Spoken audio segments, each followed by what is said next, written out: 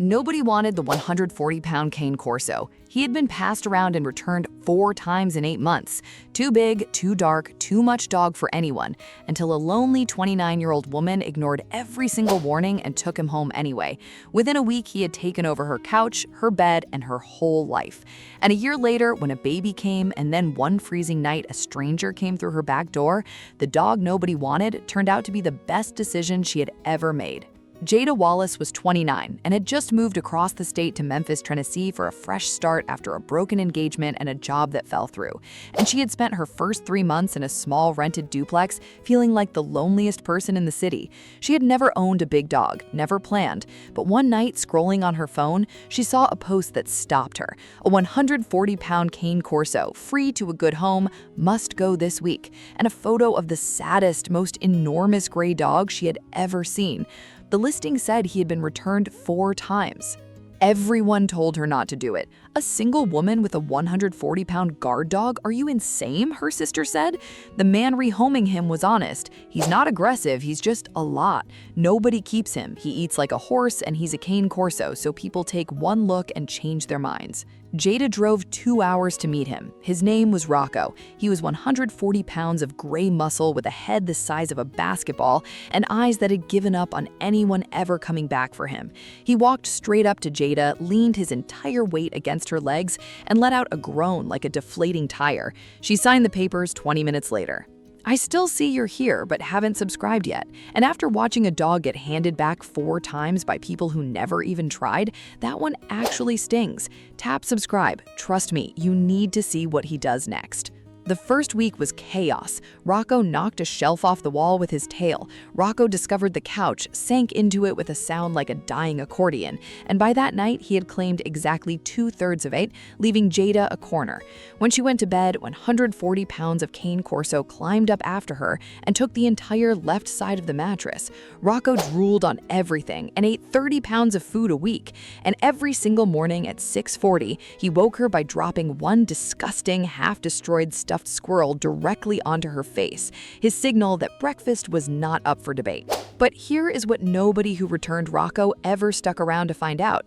Behind that enormous, intimidating head was a dog who had decided the moment Jada signed those papers that she was his person, and that he was never going to be handed back again. The loneliness that had swallowed Jada whole started to lift. It is hard to feel alone when 140 pounds of dog follows you into the bathroom and sits outside the shower like a bouncer. Rocco walked her to her car every morning and was watching from the window every evening when she came home. Rocco slept pressed against her back, breathing like a broken radiator. And for the first time in a year, Jada slept. 2 years later, Jada had a daughter, a tiny girl named Amara, and the whole family held its breath to see what 140 pounds of guard dog would do with a 7-pound baby. What Rocco did was simple. Rocco appointed himself her second guardian on the spot. He slept on the floor beside the crib every night. He followed the baby from room to room the same way he had followed Jada, and that ruined stuffed squirrel, the one Rocco had woken Jada with for 2 years, he carried it to the nursery one afternoon and gently dropped it in the crib. It was the most precious thing he owned, and he had given it to the baby. The neighbors who had crossed the street when they first saw Rocco now waved from their porches. Jada's sister, who had called her insane, could not get enough of him. And Jada, a single mother alone at night in a quiet duplex with a newborn, slept easier than she ever had, because 140 pounds of the most loyal dog in Memphis was always between her family and the door. She had no idea how much that would matter, and how soon. It happened at 3:20 in the morning on a cold night in February. Jada was asleep with Amara in the next room when Rocco started barking. Not his lazy, half-hearted warning bark. This was deep, savage, and terrifying, a sound she had never heard him make in 2 years, and it brought her straight out of bed. She ran into the hallway, and her blood turned to ice. The back door was open. A man was standing in her kitchen, and between that man and the hallway to Amara's room stood 140 pounds of cane Corso, head lowered, teeth bared, every muscle locked, making a sound that did not belong to the gentle dog who slept with a stuffed squirrel. The man took one step forward, Rocco took one step forward, and the man, who had expected an easy night and a sleeping house, looked at that wall of gray muscle deciding whether to end him and ran. He hit the back door so hard he tore it off one hinge, and he was gone into the dark. Jada called 911 with Amara screaming in her arms and Rocco planted at the mouth of the hallway, still facing the door, refusing to move an inch until the police arrived 9 minutes later. The officers told her that 2 other homes on her street had been broken into that same night. Both had been empty of dogs. Hers was the only one on the block the man had fled from, and the reason was standing in her kitchen with a shredded squirrel toy at his feet. The police caught the man 2 days later, tied to a string of break-ins across 3 neighborhoods. When they told Jada, she sat down on her ruined couch next to 140 pounds of dog nobody had wanted and cried into his gray fur while he leaned into her the way he had the very first day. The neighbors brought Rocco steaks. Her sister, the one who had called her insane for taking in a 140-pound guard dog, showed up with a new stuffed squirrel and a card that just said, "Thank you."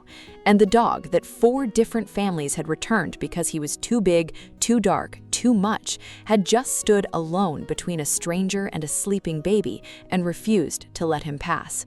The same 140-pound cane Corso that 4 families handed back, the same dog everyone called too big and too dangerous to keep, the same giant that people crossed the street to avoid, the size they were afraid of was the exact thing that stood between Amara and the man in the kitchen. The intimidating face that got him returned 4 times was the last thing a criminal wanted to see at 3:20 in the morning. He was never too much dog. He was exactly enough, and he had been waiting his whole life for someone to give him a family worth standing in front of. Today, Rocco is 6, and he still runs the house. Rocco still owns 2/3 of the couch and the entire left side of the bed. He still wakes Jada every morning at 6:40 with a squirrel to the face, though these days, Amara, now a toddler, helps him do it. Rocco walks the little girl to her room every night and lies down across her doorway, the same spot he has guarded since the day she came home. Jada tells anyone who will listen that Rocco was the best decision of her life. She did not rescue him, she says, no matter what the paperwork says. A dog that nobody wanted walked into an empty, lonely house, took over the couch, the bed, and every corner of her life, and then he saved it, and she would not give back a single ruined cushion. Some dogs do not need to be trained to protect you. They just need one person to look past the size and the stereotype and finally let them stay. And they will stand between you and the whole world for the rest of their lives. So tell me, did Jaden rescue Rocco, or did Rocco rescue her? Drop your answer in the comments. And if a dog the world called too dangerous ever turned out to be the safest thing in your home, share their story below.